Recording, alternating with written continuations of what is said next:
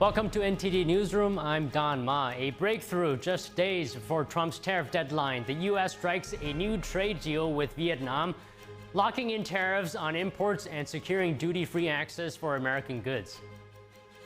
Speaker Johnson can only afford to lose 3 votes, and already at least 3 House Republicans maintain that they will not support the president's big budget bill as amended by the Senate.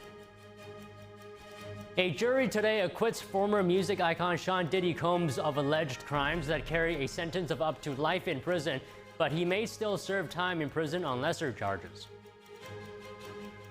2 Chinese nationals have been arrested for allegedly spying on U.S. Navy facilities. What is China's endgame in its espionage activities? We talked to a China expert. Wisconsin Supreme Court strikes down an abortion ban from 1849. The ruling leaves certain limits in place. Moscow and Kyiv respond to the U.S. possibly halting some weapon shipments to Ukraine. Multiple reports say the Pentagon is pausing some air defense deliveries.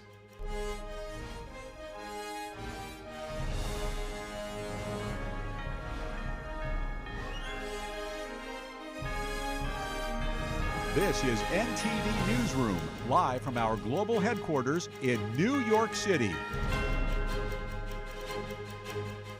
Good afternoon, and thanks for joining us. Trump said this morning that the U.S. has struck a trade deal with Vietnam following months of negotiations. Trump said goods from Vietnam would face a 20% tariff. He said any transshipments from third countries would face a 40% levy. The rate is lower than an initial 46% levy Trump announced in April. Vietnam would also provide the U.S. with more market access, with U.S. exports to the country facing no tariffs. The White House and the Vietnamese Trade Ministry did not immediately comment. The One Big Beautiful bill is now on the House floor. The House Republican leadership is whipping the votes to pass the president's agenda, while Democrats are seeking to delay the process by lining up and voicing the same request. I yield to the gentlewoman from New York, Ms. Gillen, for the purpose of unanimous consent request. Mr. Speaker, I ask unanimous consent to amend the rule to make in order the amendments at the desk that protects against any cuts to Medicaid and SNAP. The gentlelady from North Carolina has not yielded for that purpose, and therefore the unanimous consent request cannot be entertained. Our Washington correspondent, Luis Eduardo Martinez, joins us live from the Capitol with the latest. Good afternoon, Luis. Tell us more of what's happening there. Of course, Don. Well, what we just saw was House Democrats lining up to make a procedural request, which is not valid. They wanted to include an amendment to the debate of the One Big Beautiful bill that would strike out any cuts to Medicaid or SNAP. But the place to do that was last night during the Rules Committee, where the amendments that are going to be considered are decided. Any new amendments that want to be included into the debate need to be introduced by the manager of the bill or the Speaker of the House in this case. So they're trying to delay the procedure. There's still a vote expected today on the rule to consider this bill. So it's a procedural vote before the actual debate begins. And Democrats continue their messaging that Medicaid cuts are going to strip away health care benefits from millions of Americans. Let's listen to what Congresswoman Alexandria Ocasio-Cortez had to say about this today at the House floor. This bill is a deal with the devil. It explodes our national debt. It militarizes our entire economy, and it strips away health care and basic dignity of the American people. For what? To give Elon Musk a tax break? It needs to be explained that the One Big Beautiful bill, the so-called cuts to Medicaid, are mainly focused to reform the program to make it more efficient.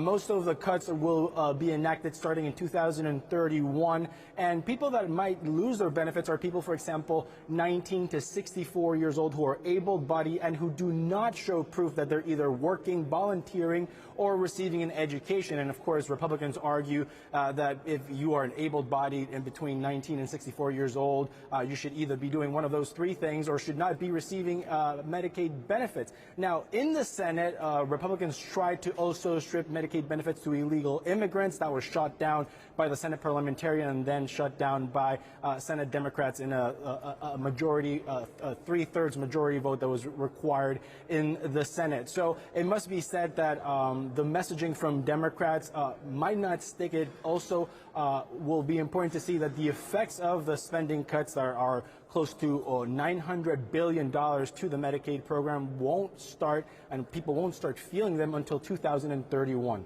Don. And Luis, what is the strategy House Republicans are employing to whip the votes? Well, through the entire process, the strategy of Speaker of the House Mike Johnson and his leadership team was to exert maximum pressure on House Republicans at every point and every step of the process just to get the ball moving, just to get to the next step. But now we're at the final step, Don. Now it's voting on the final passage of the bill. And the messaging coming from House Republican leadership is that 85% of what House Republicans already passed over a month ago is included in the bill, and particularly the president's agenda is in this bill. Let's listen to what Majority Leader Steve Scalise had to say about this. At the end of the day, when you look at the whole totality of the bill, still over 85% of what the House passed a few weeks ago are still in this final product. And, the bottom line is the Trump agenda is still in this bill. So, Don, in the one big, beautiful bill, we have no tax on tips, no tax on overtime, the extension of the 2017 Trump-era taxes, also an extension or an expansion of the child tax credit, all things that the president promised during that campaign, and also $1.2 trillion in spending cut to the federal budget, which is also something the president ran on and many House Republicans. So all of that is in the one big, beautiful bill. Now remains to be seen whether House Republican leadership can whip the votes today. And Luis, who are the holdouts so far? Well, we know that Congressman Thomas Massie, throughout the entire process, has opposed this bill.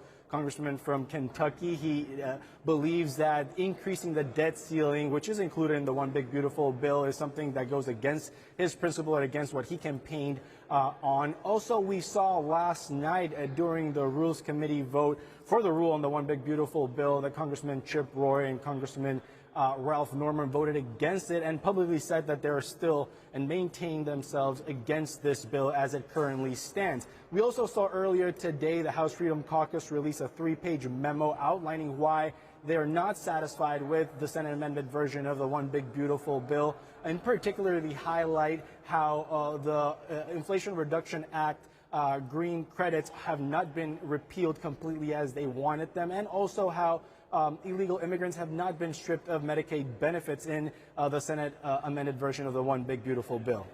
Back to you, Don. Okay, Luis, thank you very much.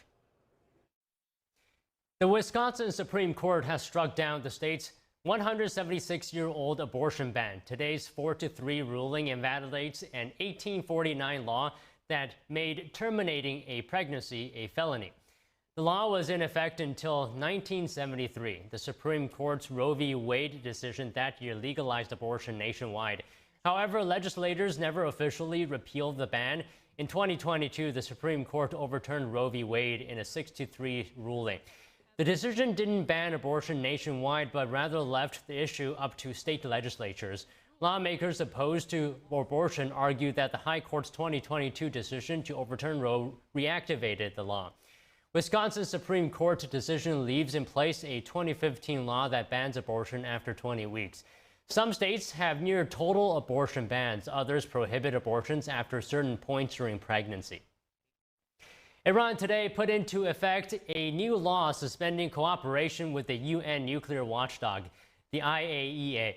The Islamic Republic accuses the agency of siding with Western countries and providing a justification for Israel's airstrikes.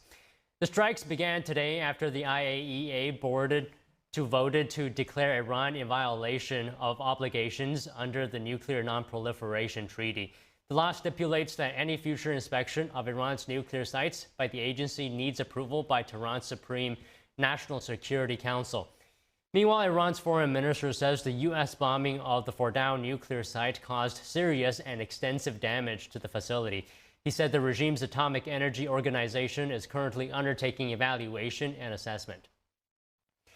Moscow and Kyiv responded to reports saying the U.S. is halting some weapon shipments to Ukraine. Meanwhile, Russian President Vladimir Putin speaks with the president of France for the first time in years. NTD's international correspondent Arian Pastar has the Ukraine update. Russia and Ukraine have different takes on reports saying that the U.S. is halting some weapon shipments to Kyiv. A senior Ukrainian lawmaker calls Washington's decision, quote, painful for Kyiv's efforts to defend against Russian airstrikes. The attacks have intensified in recent weeks. Russia, meanwhile, argues that this would bring a quicker end to the conflict. The less weaponry is supplied to Ukraine, the closer the end of the special military operation. The Pentagon reportedly plans to halt some shipments of air defense missiles and other munitions. That's according to the Associated Press, Reuters, and CNN, which all cite sources familiar with the matter. And Russian President Vladimir Putin and French President Emmanuel Macron speak for the first time in almost 3 years. They held a 2-hour-long phone call on Tuesday. It was the initiative of the French side. But President Putin repeatedly said about his readiness to conduct a dialogue. The conversation was very substantive. Paris says that Macron reiterated France's unwavering support for Ukraine's sovereignty and territorial integrity, with the French president calling for a ceasefire and lasting agreement between Russia and Ukraine. Arian Pastar, NTD News. We're turning now to the Middle East, where a potential truce is in the works. President Trump says Israel has agreed to the conditions of a proposed 60-day ceasefire in Gaza. The Hamas terror group suggested today it was open to a ceasefire agreement, but stopped short of accepting the proposal announced by Trump. Here's more. Trump on Truth Social said Israel had agreed to the conditions to finalize a 60-day ceasefire, quote, during which time we will work with all parties to end the war.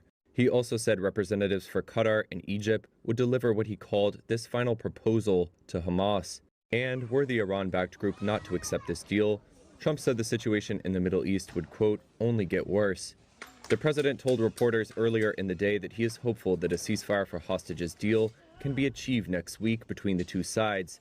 He is set to meet Israeli Prime Minister Benjamin Netanyahu at the White House on Monday. We're also going to talk about Gaza. We want to get the rest. We got a lot of hostages back, but we're going to talk about Gaza. Hamas has said it is willing to free remaining hostages in Gaza under any deal to end the war, while Israel says it can only end if Hamas is disarmed and dismantled. Hamas refuses to lay down its arms. Throughout the conflict, the two sides have shown little sign of a readiness to budge from their entrenched positions. Trump and his aides appear to be seeking to use any momentum from U.S. and Israeli strikes on Iran nuclear sites, as well as a ceasefire that took hold last week in that conflict, to secure a lasting truce in the war in Gaza. And joining us now to discuss Israel agreeing to a 6-day Gaza ceasefire, according to Trump, is retired Captain Douglas Ernest, U.S. veteran, U.S. Army veteran. Good afternoon, Captain Ernest. So given that previous ceasefires have sort of not worked out that well, what makes this one more likely to hold, in your opinion? What's more likely to hold for is that the Trump administration has used a pragmatic approach in Iran to bring an end to that conflict. And now that we've been unbridled and we've had a magnanimous framework that actually worked, we gave empathy to the enemy in that part of the globe. We can now use that momentum and these inertial forces of warfare to bring it to an end. We can use a way to dance. And I talk about dancing because that's what the Trump administration is doing. They're doing an outstanding job. They're making a transformative impact on the Middle East. And with this momentum that they've got from their win in Iran, we actually got a good chance of bringing this conflict to an end and avoid any further loss of life. Right. I mean, it takes two to dance, right? But so far, Hamas has not come out with anything yet. And we know Iran provides funding, weapons as well, and training to Hamas. And the recent joint Israeli-U.S. bombing campaign perhaps also maybe disrupted morale for Hamas. So my question is, do you think Hamas is coming to this, entering these negotiations from a position of relative weakness? Oh, absolutely. They've been pummeled. The Palestinians have also been pummeled as a people. We're looking at 200,000 deaths by the Palestinians, 200,000 injured and dead. We got about 58,000 Palestinians that passed. We also have about 140,000 Palestinians been injured. And this is with some very bad reporting in that part of the area because they don't have technology. Internet goes in and out. Jewish state is only about 10,000 injured and dead. And I say only, it's still 1/20th of the casualties that the Palestinians have involved. The Hamas has been estimated from strategy perspective, military analysts to have about 80-90% of their infrastructure taken out. So absolutely, they've been decapitated. It's a concrete indicator that they need to put a detail together when they come to these tables. But this is true Hamas rhetoric, how they always go back and forth, back and forth. But right now, the number one goal by the Trump administration is to release those 50 remaining hostages, get this 60-day window to come into effect. We can then use these symbolic effects of what happened in Iran and get momentum in this part of the Middle East to have a transformative impact in the Middle East and finally bring peace to this part of the world that everybody around the globe is asking for. Okay, speaking of peace, by your estimates or your best guess, what are the prospects of this potential 60-day ceasefire evolving into a permanent peace agreement?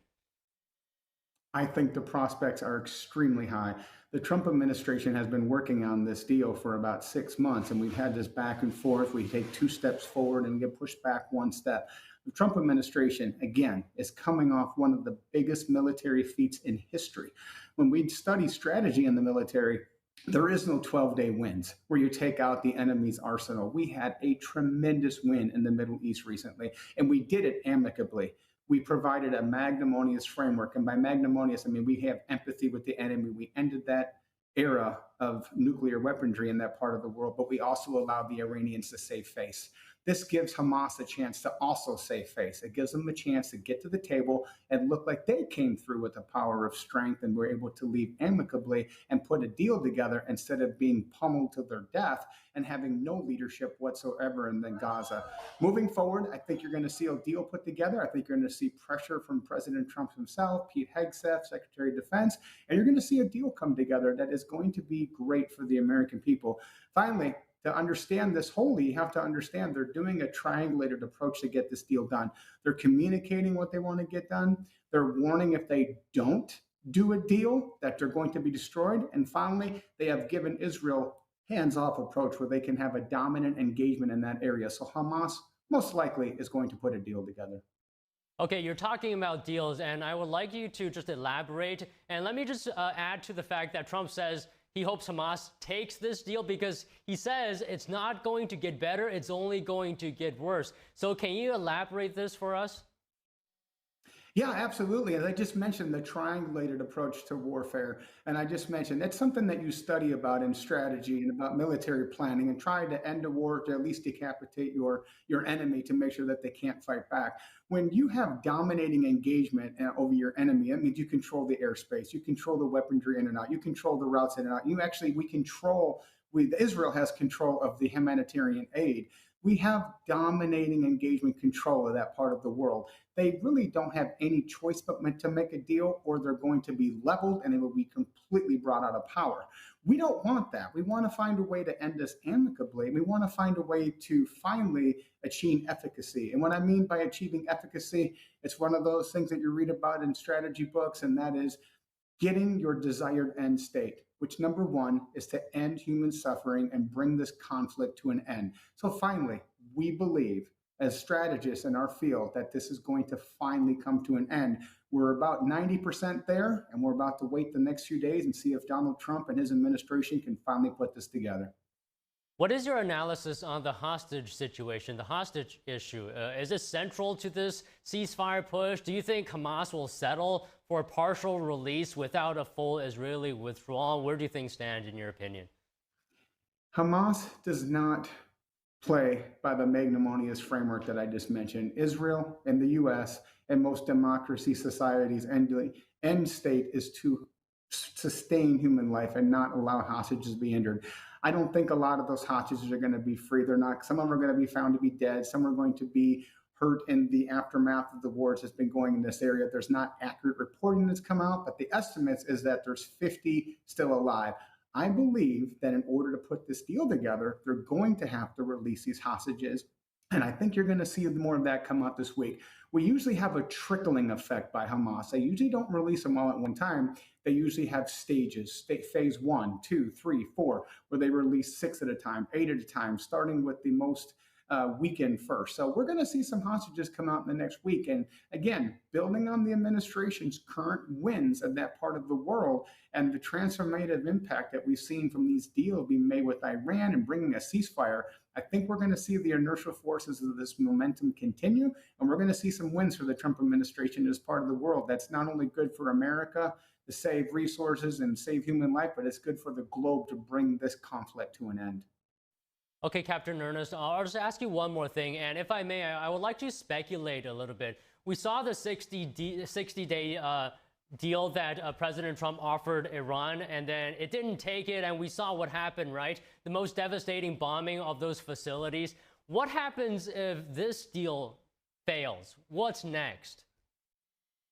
You know, if we mentioned the triangulated approach, it's a dominant engagement. We have complete domination in that region. And I don't mean the U.S., I mean Israel, our strategic alliance partner. If a deal isn't done, we're going to see continued fighting. We're going to see urban warfare. We're going to see more in and out. We're going to see more casualties on both sides. And worse, what would happen is the Palestinian people are going to suffer. We've seen the Gaza humanitarian aid and how we see a lot of these people, these poor souls that are just trying to get food, and they're being killed. They're being killed by their own people. They're being killed by indiscriminate warfare and munitions that are being set off. So we're going to see a lot more suffering by the Palestinian people if they cannot put this deal together. And if you just look at some of the news feeds that come out and some of the perspectives of Palestinian people, they've had it. Their country has been 90 to 95% decimated. It's going to take decades to put it back together. The people of this country are suffering. The elderly are dying. Those that are sick are not getting help. So Hamas is on its last leg, if not their final foot.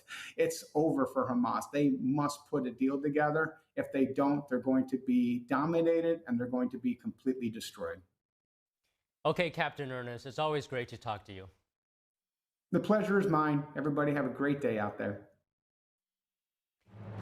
Coming up, a massive drug trafficking bust in New Jersey. The U.S. attorney says 24 suspects have been charged with disturbing fentanyl, heroin, and crack cocaine. We have that story and more after the break.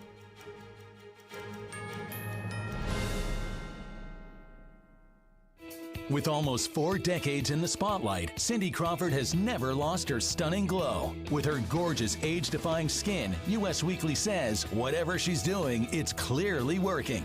How does her skin still look firm, smooth, and youthful at 59? It's meaningful beauty. And now, with new advanced formulas, it's better than ever, delivering our age-defying ingredients even deeper into the skin to fight wrinkles where they begin. Just wait until you see the difference meaningful beauty can make for you. Instant hydration, instant plumping. My skin looks amazing. What I'm most proud of is over 5 million women have trusted Meaningful Beauty, and they're getting great results. And I get that feedback from them in airports, supermarkets, walking down the street, and I love it. And today, we are celebrating 20 years of Meaningful Beauty with a brand new offer you don't want to miss. You can get the entire advanced Meaningful Beauty system with all 5 age-defying super treatments. And when you order today, you'll receive our Targeted Treatment Duo, a $128 value free. Introducing the Wrinkle Smoothing Capsules to target crow's feet, forehead lines, and lines around your mouth. Plus, you'll also get the new Skin Renewing Facial Tool with heat, massage, and red light to boost the absorption of the wrinkle smoothing capsules and reduce the appearance of puffiness. The Skin Renewing Facial Tool and the Wrinkle Smoothing Capsules together create Meaningful Beauty's amazing targeted treatment duo. This plus this equals incredible results. Get all this, a $300 value for just $49.95. But you must act quickly. Results guaranteed or your money back. If you haven't tried Meaningful Beauty yet, this new offer is something you don't want to miss. This special offer is not available in any store, so don't wait. Scan the code, call the number below, or go to meaningfulbeauty.com right now. Hi, I'm Ty Pennington, here for Choice Home Warranty. They protect my home from expensive repairs, and they can do the same for you. No matter if it's your refrigerator, plumbing, or more than 20 other home systems and appliances, Choice Home Warranty has saved millions of homeowners a whole lot of money. For a low monthly fee, you get their nationwide network of trusted local technicians with plans that cover repairs and replacements done quickly and the right way. No more headaches searching for technicians. No more budget-breaking chaos. Just a peace of mind of having Choice Home Warranty at your service. Call Choice Home Warranty now and save big with their special offer of your first month free and free limited roof coverage. Call now. Call Choice Home Warranty for your free personalized quote and to get your first month free. Call in the next 5 minutes, and as our special offer, you'll receive free limited roof coverage. Call now to lock in your rate and save big. Call 800-210-6422. 800-210-6422.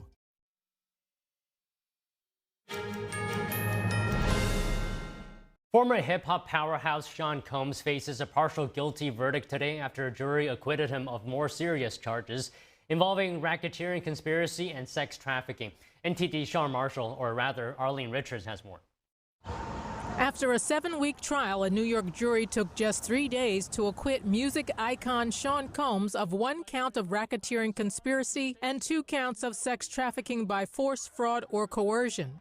These are 3 of 5 counts leveled against the 55-year-old ex-rapper. Those charges carry a punishment of up to life in prison.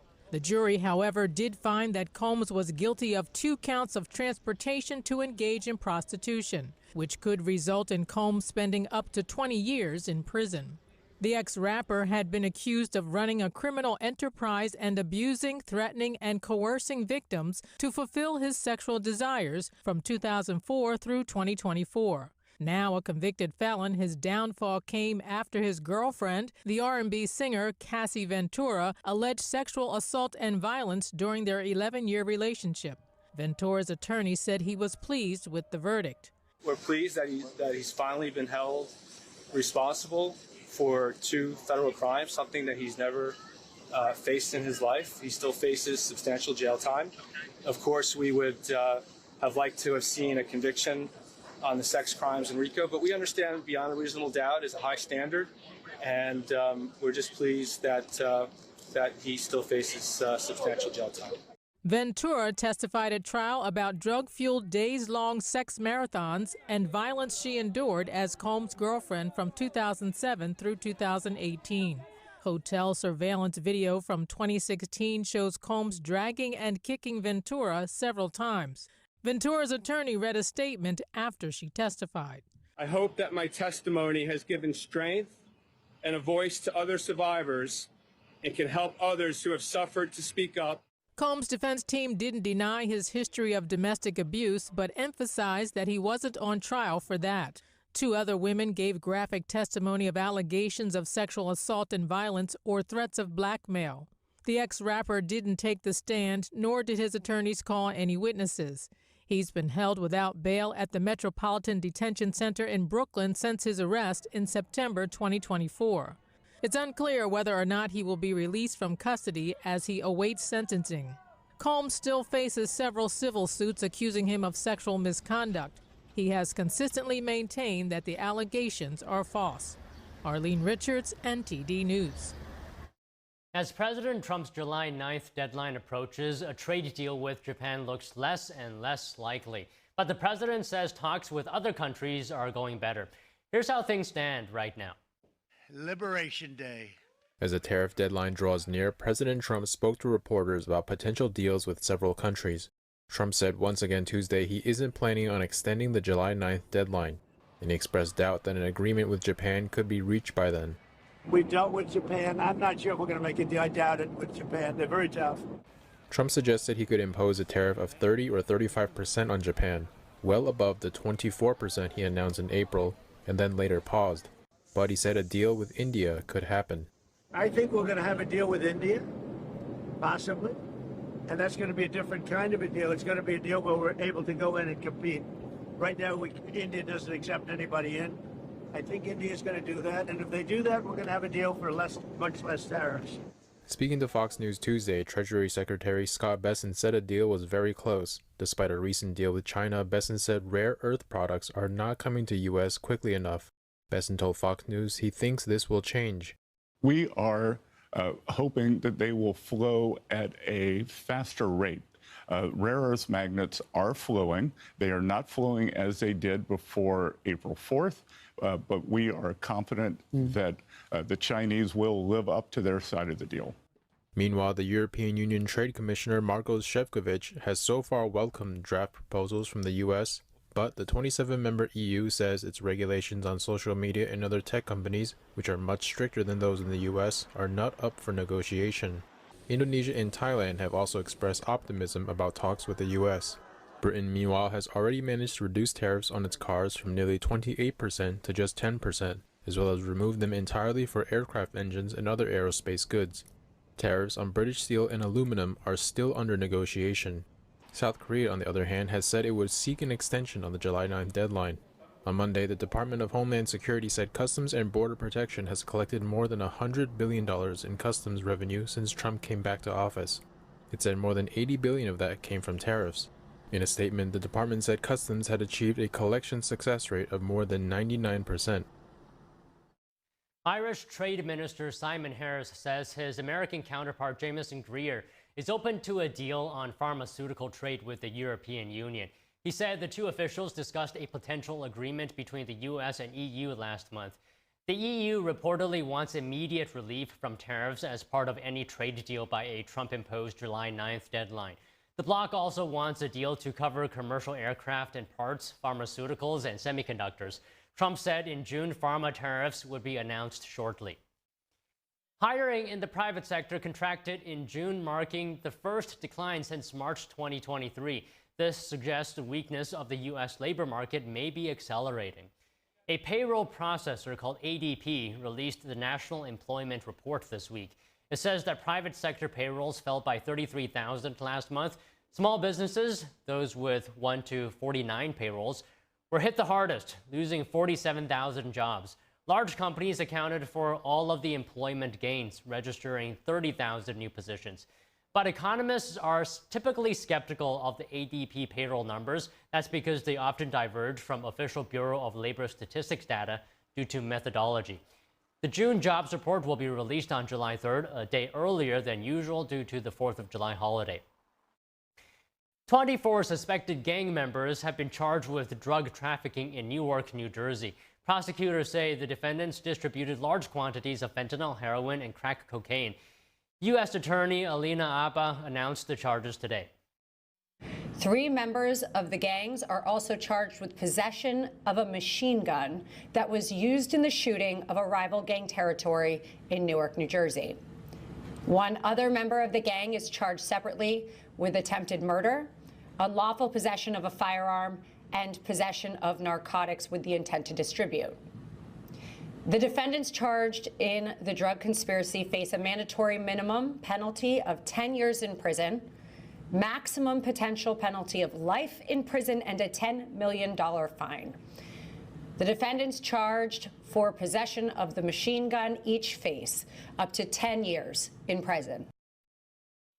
The charges are the result of a 14-month investigation conducted by Homeland Security Investigations, the U.S. Attorney's Office, and the Newark Police Department. The defendants in custody are scheduled to make initial appearances in federal court this afternoon. 5 defendants remain at large. A look now at the issue of men competing in women's sports. The University of Pennsylvania has reached an agreement with the Department of Education, one that strips a transgender swimmer of all medals won in the women's category. NTD's Daniel Monahan has a closer look. The resolution agreement strips transgender athlete Leah Thomas of an NCAA Division I crown in the women's category in 2022 and all records as a female competitor at the University of Pennsylvania. It also requires the university to bar males from participating in female athletic programs or using women's bathrooms and locker rooms. The school must also issue a personal written apology to every female swimmer who competed against Leah Thomas. Education Secretary Linda McMahon praised the university for correcting what she called past harms against women and girls, speaking on Fox News. We hope that that agreement is going to be a template for other universities who acknowledge that there is no room for men and women's sports, not only during the competition, but also in the locker room and other intimate spaces. President Trump earlier this year signed an executive order prohibiting males from competing in women's sports, citing Title IX laws passed in 1972 to protect women's athletics. In April, the Trump administration suspended $175 million in federal aid to UPenn and warned the school it would lose more funding unless Thomas's titles were rescinded. Today is an utter triumph for President Trump and for the administration, but mostly for the women and girls who will come behind the Riley Gaines and the Paula Scanlons and others. Thomas won a Division I NCAA Women's Swimming Championship in the 500-yard freestyle event in 2022 after competing on the men's team from 2017 to 2020. Riley Gaines is a former University of Kentucky swimmer who competed against Thomas. She was required to share a locker room with the transgender athlete and has since become a vocal advocate against male participation in women's sports. So many sat idly by and watched and actually reprimanded us as women if we even dared to speak about this. Gaines expressed her gratitude to President Trump and McMahon. I feel vindicated. I feel like pigs are flying. I feel like hell has frozen over. So it is a fantastic day, of course, for sanity, for common sense. But I think more broadly for women, for humanity, for the little girl that I'm growing inside of me right now that I will welcome to the world in just a few weeks. UPenn says it remains committed to a welcoming, inclusive community and noted that it complied with NCAA rules and Title IX as interpreted at the time. Daniel Monahan, NTD News. An end to a murder case that shook the nation. Brian Koberger, who is charged with the murders of 4 Idaho students back in November 2022, has pleaded guilty in court today, avoiding the death penalty. Brian Koberger was charged with murder after stabbing 4 Idaho University students to death inside this off-campus house in 2022. He agreed to a guilty plea 1 month before his quadruple murder trial was set to begin. The deal involves Koberger pleading guilty to 4 counts of murder, a move that skirts the death penalty. It brings an end to the years-long legal proceedings against him. The killings shook the small college town of Moscow, Idaho, as law enforcement spent weeks searching for the suspect. CBS and its parent company Paramount Global have agreed to pay what could be up to $30 million to settle a lawsuit over a controversial 60 Minutes interview. Trump argued the network deceptively edited remarks by then Vice President Kamala Harris, accusing CBS of interfering in the 2024 election. Paramount is not admitting any wrongdoing, but has agreed to a new policy requiring full transcripts of future presidential candidate interviews to be released after they air, subject to any redactions related to legal or national security concerns. Paramount told media outlets the money will go to the Trump's future presidential library, not to the president himself. It said the settlement did not involve an apology. Coming up, 2 Chinese nationals have been arrested for allegedly spying on U.S. Navy facilities. What is China's endgame in its espionage activities? We talk to a China expert after the break.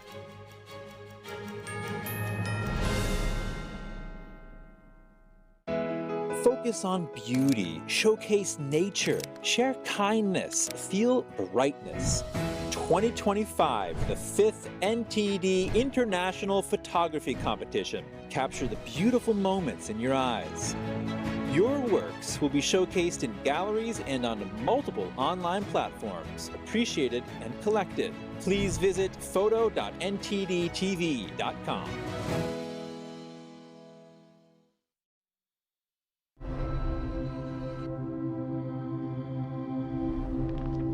Ethan was shot in the head in his best friend's house with an unsecured gun. The father, the gun owner, he stored his 3 guns and bullets in a shoebox. That has to be the most horrific experience that a human could ever have.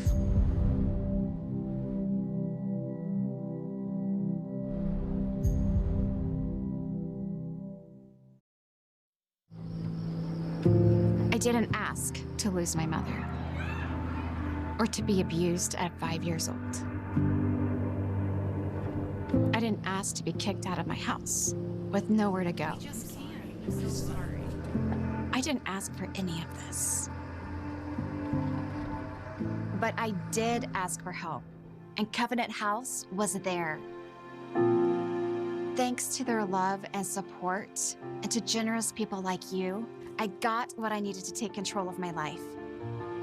For the young people who didn't ask to be put in unthinkable situations, Covenant House is there providing safety, hope, and a brighter future. Call or go online now. For a gift of only $19 a month, just 63 cents a day, you can provide hot meals, safe shelter, medical care, and love to more than 2,000 young people who sleep at a Covenant House every night. 1 in 10 young adults will experience homelessness this year. Your gift can help reach them when they need it most. I didn't ask for my parents and my family to disown me. I didn't ask to end up in a homeless shelter. The beauty of it all is that I found Covenant House. The need is overwhelming, but your monthly support will make sure no young person is ever turned away. Call or go online right now to safeplacetosleep.org with your gift of just $19 a month. With your monthly donation, you'll receive this soft, comforting blanket as a reminder of the warmth and safety your gift will provide a young person tonight.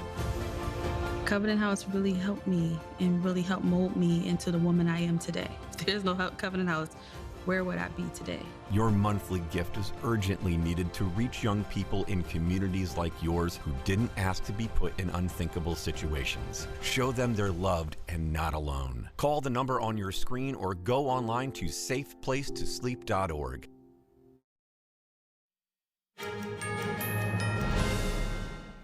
Two Chinese nationals have been arrested for allegedly spying on U.S. Navy facilities and attempting to recruit military personnel on behalf of China's intelligence services. This is according to the Department of Justice. Here to discuss is retired Colonel Grant Newsom, Senior Fellow, Center for Security Policy, and author of the book, When China Attacks. Good afternoon, Grant. Tell us, what do you think could China be gaining from detailed personnel information from Navy recruitment centers? Well, it gives you targeting information so that you can potentially approach and recruit U.S. service members to provide you with secrets. This is the spying game. The Chinese do it on a scope and a scale that you can hardly imagine. But this is just one aspect of a very multi-front attack, espionage attack on the United States. There's no part of American society, economic, military, scientific, political, that isn't under attack by the Chinese communists. It's on a scale nobody's even dreamed of. Okay, but talking specifically about this, what is actually in the naval base that may be of interest to Chinese intelligence? Well, when you get into a naval base like these guys did, and like many other Chinese have done and tried to do, from Alaska down to Key West, Florida, trying to get onto U.S. bases, sometimes successfully. If you can take pictures of things, it helps the other guy's situational awareness, but also you look at ships, you see the radar arrays, you can see the way the weaponry exists, the way it looks laid out. It all helps. It's pieces of a puzzle that allows an adversary to really understand that who he's fighting and what he has as well. If we could get into a Chinese base, I assure you that with a camera and some electronic equipment, our guys could pick up all sorts of useful stuff. This is what militaries want to do. They want the information, but here the Chinese are coming all out to get it. It may seem innocuous. The guy just comes on and takes a picture of the post exchange or something. And what's the big deal? Well, to a trained collector, you can make a lot of this, and it will give you an advantage that will allow you to defeat your enemy if the time comes to actually fight him. Okay, but why are they? I mean, it looks like based on the DOJ complaint, it looks like these Chinese nationals were allegedly targeting lower-level Navy recruits as opposed to targeting, higher-level officers. Why is that? Well, who's going to be more a vulnerable target? A guy making $1,500 a month or a guy making $8,000 a month? You want your new people who are fairly naive often. They don't make much money. And you'll find that in the cases where the Chinese have had some success, these are often people of Chinese origins, either immediate or in the past. And they're just helping the motherland, and they're getting money in return. And an E1 and E2, that's the very lowest ranks, sometimes they will have access to all the information. And we've seen that with some of the leaks during the global war on terror. These were very low-level service members who provided pretty close to the crown jewels on some occasions. So you always want to go after the most vulnerable person. And by definition, that's going to be a lower-ranking person. The Walker spy ring, for example, in the 80s that really gave the Russians all sorts of our submarine technology, that was really run by enlisted people. And it did immense harm to us. So this is just a fundamental of the intelligence business. You go after the most vulnerable people. Those are often the lowest ranking. Okay, so Grant, I was looking into this and I saw a point that perhaps is a pattern that I've seen from elsewhere. Why is China interested in recruiting individuals with personal, perhaps, or cultural ties to China? For example, the Navy recruit, right, whose mother was Chinese. Mm-hmm. Well, it's easier. You have an ethnic connection. You can appeal to it. You can appeal to their sort of sense of patriotism. They may not see themselves as completely American just yet. And that's actually a common argument you'd make or claim, sort of way to persuade, is you're just helping, your motherland. It's not a big deal. And it works. And also it's easier to communicate. If they're speaking Chinese, they may have family members who will persuade them. Excuse me, they may have family members back in China that can be pressured. And keep in mind that the Chinese passed a national intelligence law in 2017 or so that requires every Chinese person everywhere to cooperate with the Ministry of State Security on matters of intelligence collection. So you can't really say no. But you naturally want to go after somebody that's an easier target. When you have an ethnic connection, it's much, much easier. How common is it for Chinese intelligence to cultivate operatives over multiple years and then activate them? Oh, it's incredibly common. As I said, the scale of what they do is just unbelievable. For example, we might have, say, 5 case officers to put onto a target. The Chinese would have 500. They operate everywhere, and they go after every single imaginable target. And this is something that's hard for us to sort of wrap our head around, because we tend to take a very low-focused view, almost a very narrow view about what we're going after. So the Chinese is like a giant vacuum cleaner. They have the time, the resources, the money to put into it, and they do. Okay, I'll just ask you one more thing. I was watching that interview with Trump on Fox News the other day, and President Trump was asked about China's cyber attack and hacking activities. I don't know if you saw that interview. And then Trump responded saying something like the U.S. We're doing the same to China. So while I have you here, what do you make of that? Well, I hope we are. I'm not sure that we are. The Chinese have been immensely successful at getting into our networks, our critical infrastructure, getting into everything, from C-17 blueprints to AI technology or our most sophisticated submarine technology. They've been able to get into all of that. As I said, I hope we can, but excuse me, you always wonder if we actually can. Obviously, hubris will get you in a lot of trouble, but I wouldn't underestimate the Chinese. Well, all right, Grant, thank you very much for your time today. Well, thank you very much for having me. The FBI has announced plans to relocate its headquarters to the Ronald Reagan Building complex in downtown Washington, D.C. The move comes after scrapping a 2023 plan to build a new campus in Greenbelt, Maryland. The Hoover Building's poor condition has been well documented for years. In 2011, the Government Accountability Office reported that the aging structure suffered from serious maintenance and safety issues. The move ends nearly 20 years of effort to replace the Bureau's crumbling J. Edgar Hoover Building. Officials said the Reagan Building offers a faster, more cost-effective solution. The new location will still be close to the Department of Justice and other national security agencies. The General Services Administration called the move a win for taxpayers, saving billions of dollars on new construction. And don't go away, we have more right after this short break.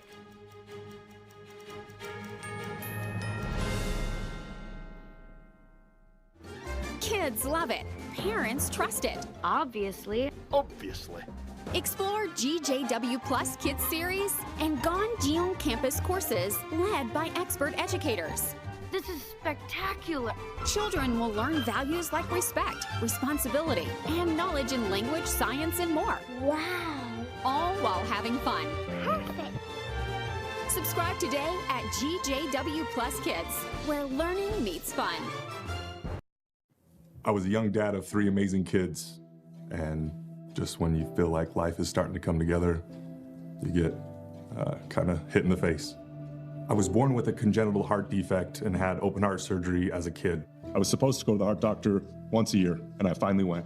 He listened to my heart, and I'll never forget, he sat back and he said, yeah, it's time for open heart surgery, or you risk your aorta rupturing, and that's it. I was scared out of my mind. The night before my open heart surgery, I made a goodbye video for my kids, just in case I didn't make it. Be strong. Take care of your mom. I love you guys.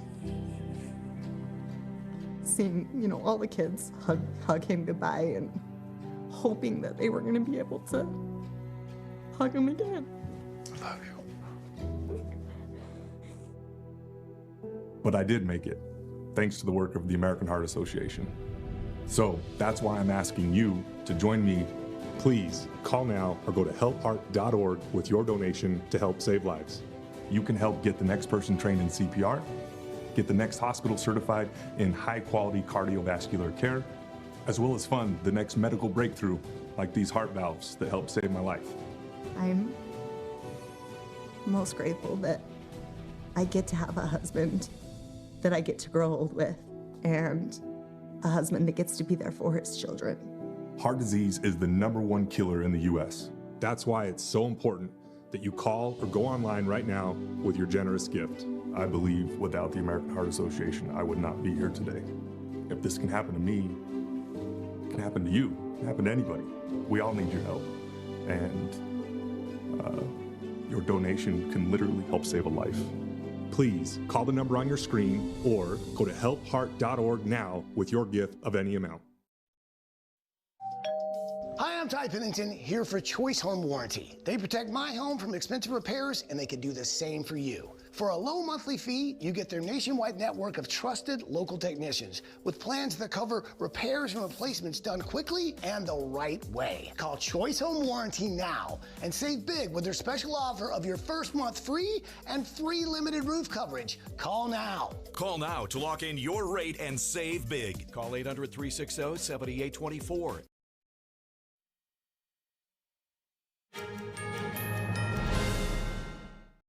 Chinese telecoms company Huawei will stand on trial on multiple charges. A federal judge yesterday denied its bid to dismiss a long-running case against it. Huawei, which is closely tied to the Chinese communist regime, stands accused of racketeering, stealing trade secrets from 6 American companies, and committing bank fraud. The trial is scheduled to begin in May of next year. Huawei is accused of using a Hong Kong-based front company to conduct business in Iran in violation of U.S. sanctions. It is also accused of misleading banks to arrange more than $100 million in illegal money transfers. Huawei has pleaded not guilty to the charges. A new documentary traces the life and career of the Japanese chef and restaurateur behind the Nobu restaurant empire. The film hits U.S. theaters today. NTD's Andrew Thomas has the details on the new doc. Director Matt Turnauer's new film Nobu details the personal and professional life of Nobu Matsuhisa. The documentary explores how Matsuhisa became one of the most recognizable names in fine dining. The film follows Matsuhisa's journey from Tokyo to Los Angeles to New York, and the development of his signature dishes like yellowtail jalapeno. Every dish is like for me, like the art piece. You know, have to be the beautiful and also balance the color, and so tuna and the caviar have to be, you know, how much is the amount. So everything have to be the balance. That's why I like to do every dish is more details. Turnauer said Matsuhisa's story stood out, explaining what interested him about the chef's trajectory. It's a very intimate story of someone who created something with his hands, literally, and it's also an expansive story of someone who manages a global empire and has to confront a different struggle now, which is 60 restaurants around the world with his name on them. Nobu recounts how Matsuhisa overcame early struggles, including a restaurant in Alaska that burned down and a period of deep personal crisis. Matsuhisa said he hopes the film will touch young and aspiring chefs. Don't give up the life, you know, just trying to challenge and just keep doing step by step. So it means after this movie, so I can share to all of my philosophy to all of my young chefs. Nobu opens in theaters nationwide Wednesday. Andrew Thomas, NTD News.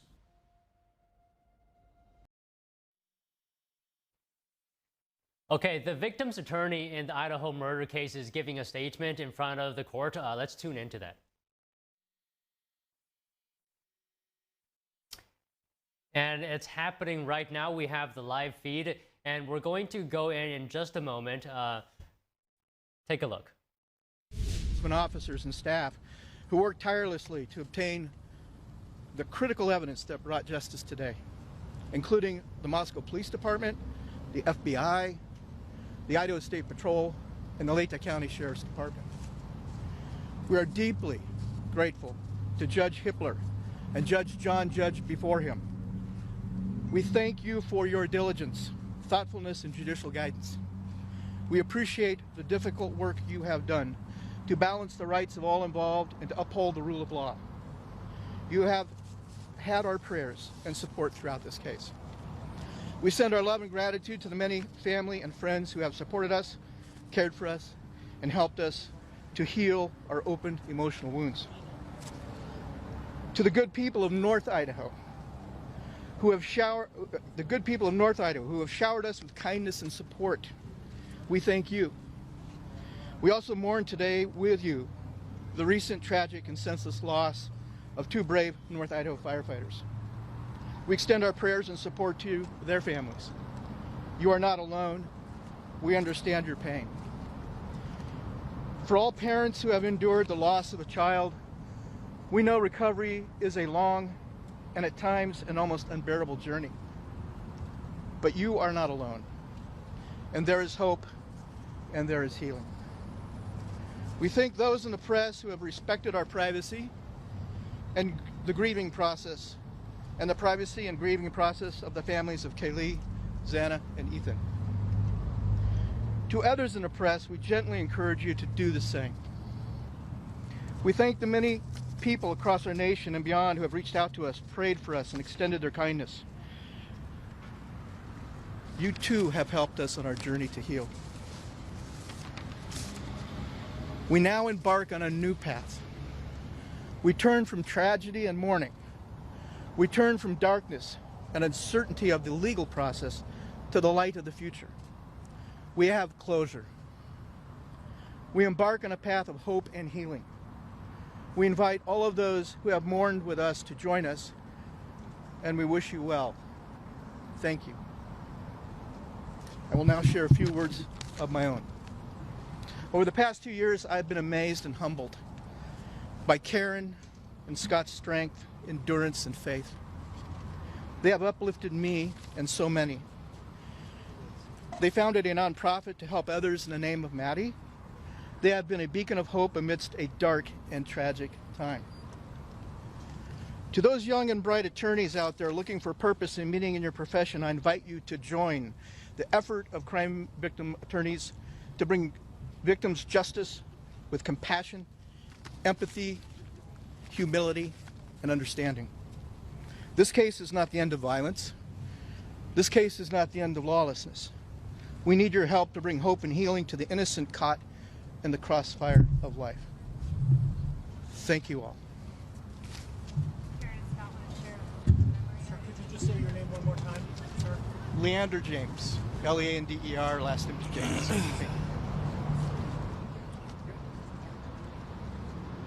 And that was the attorney in the Idaho murders case saying that now begins closure and a new journey. Coming up, hundreds of small frequent tremors hit Japan's small islands. But what is causing the quakes? We have that and more when we come back.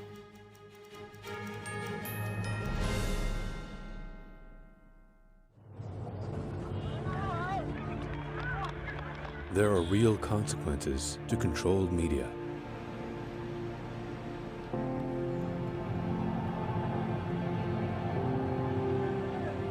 And NTD's founders know them firsthand. Our freedom of thought is the price.